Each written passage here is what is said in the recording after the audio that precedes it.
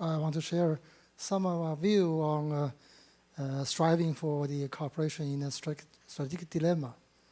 I think we fear the difficult times, all of you, including several relevant countries around the Korean Peninsula. I think no matter the global scope or the Asian-Pacific region, especially on the Korean Peninsula, security issues are very prominent and risk level is rising, is indeed. But bearing in mind the human destiny, I always think the human have their own wisdom and common interests for the sake of peace and stability in the Asian-Pacific region and the future of the world. Relevant countries should focus on the overcoming obstacles and seek cooperation in the face of strategic dilemma.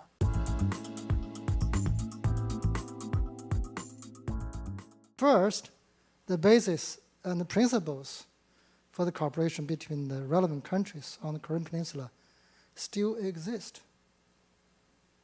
In recent years, relevant countries in the Korean Peninsula have undergone some changes, many changes, in their own strategies and military capabilities. These changes are influenced by major power competition. As the panelists said earlier on, regional security conflicts and are also related to their own strategic needs. Every country have their own interests. The development of China-US relation is at a low point, with defense security dialogue, exchanges, and cooperation are basically in a standstill, stopped. No any kind of conversation and dialogue officially. The United States has intensified pressure on China in political, economic, and security fields. China feels more and more pressure from the United States. And the confrontation between the two countries in many aspects is on the rise, which is a negative impact, as I said earlier on in several meetings, on the cooperation of the nuclear issue and peace and stability on the peninsula. The DPRK continues to develop nuclear weapons, adjust its nuclear policy, as some experts speak earlier on, and upgrade its nuclear capability, which is regarded as a basic strategic means. I think they are not just focused on the conventional warfare, but nuclear weapons is basic strategic means for their own national security and regime stability. At the same time, frequent missile launches have increased instability in the peninsula and making peace on the peninsula in the becoming more unpredictable. The ROK's policy currently toward DPRK is getting tougher. The ROK-US alliance has upgraded and extended its deterrence, has become concrete, including moving nuclear weapons in the use for deterrence, and even attempt to use the nuclear weapons for retaliate. The adjustment of the security relations between the ROK and Japan has made coordination and joint command of military forces of ROK, Japan, and United States are easier. But clearly, it's not a really aligned triangle alliance, but coordinated, much more easier, I think. Therefore, it is mainly focused on the peninsula and regional security issues. But it's obviously increasing the strategic pressure on DPRK. I don't think they have not clearly response currently, but they really think they're facing the strategic pressure more than ever, and tension on the Korean Peninsula. The Russia-Ukraine war has made Russia-US relations in a quasi-hostile state, something like the enemy. The relationship between ROK and Russia declined. I think the government of South Korea will be send some ammunition, maybe to the Ukraine, and relationship between Russia and the DPRK is strengthened. So a lot of changes which made Russia's policy for issue of denuclearization on the peninsula with uncertainty. I don't know. Despite this, in general, the basic position of relative countries on the denuclearization of the Korean Peninsula has not changed. Entirely, I think is a common interest. An overall strategic balance on the Korean Peninsula.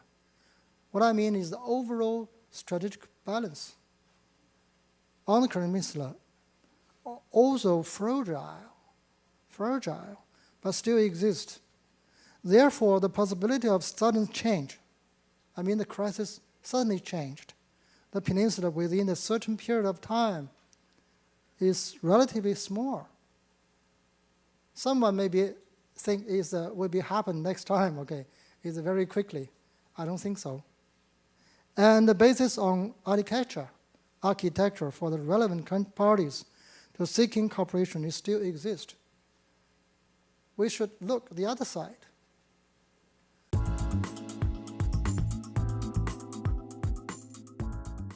Second, the regional order on the Korean Peninsula is less likely to turn to a Cold War. Many people like to talking about the new Cold War. The initiative from U.S. trilateral ministerial dialogue mechanism was established in 2010 with aim of coordination policy towards the DPRK. This tripartite system is characterized by the U.S.-led security partnership, but it's still not state of alliance. There would be a part of components within trilateral security cooperation, especially focused to China. Many people of China worry about that. But the main focus is more likely on the possible crisis on the Korean Peninsula. The recent improvement of ROK-Japan relations, many people very interesting about this. It's mainly due to the mutual political, economic, and security interests of the two countries. Yes, we can focus on security matters, but at the same time, we have to look at the political and the economic issues. And reason have been told is increased security pressure on ROK and Japan coming from a tense situation in the Korean Peninsula. At the same time, adjustment of ROK-Japan relations will also help the United States coordinate the security policies of the two allies. On the other hand, from the perspective of maintaining the overall order of the Northeast Asia, the normalization of relation between ROK and Japan, especially end of the trade war, also have certain conducive and useful for stability and prosperity of the Northeast Asia. My personal point of view, the relevant countries in Northeast Asia should be normalized. It may possibly have a certain promoting effort on the construction of the free trade zone in Northeast Asia. The maintenance of healthy and balanced economic and trade relations among China, Japan, and ROK is conducive to the prosperity and stability of Northeast Asia. In general, although relevant countries have undergone some strategic changes due to internal and external factors and have conflicting interests, but they still share same overall interests in nuclear safety, security, and stability in the peninsula. Therefore, in the future, it is unlikely that relevant countries will abandon denuclearization policy, and regional stability. Who want to banter about this? And to pursue bloc confrontation, leading to a Cold War.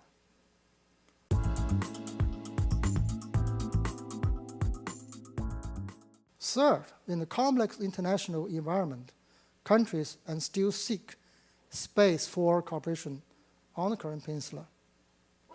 Competition between the major powers and disputes around relevant countries in today's world does not mean confrontation in no fields. As long as there is no sharp confrontation in terms of core interests, cooperation in other areas is possible. On the Korean Peninsula, China and the United States and the ROK should have the same general understanding on safeguarding nuclear safety, security, avoid nuclear war on the peninsula, and preventing conflict and war. As for China, it's a shared long border with North Korea. South Korea is the same. If there is a military conflict or nuclear security issue on the peninsula that leads to a nuclear war, and interests of all parties will suffer heavy losses, and regional international security framework will be overturned. I'm not sure it's overturned yet or not. Even in a state of strategic competition between China and the US, it is still possible for China and the United States, or China and the ROK, to cooperate in some areas related to the peninsula, such as nuclear safety and related environmental issues, such as humanitarian assistance, including food shortages, disasters, and refugees, bilateral and multilateral dialogue on the issue of nuclear safety on the peninsula, including nuclear accident, nuclear leak caused by nuclear pollution, geological disaster caused by nuclear test, etc. Nuclear security and regional stability. We can talk about this.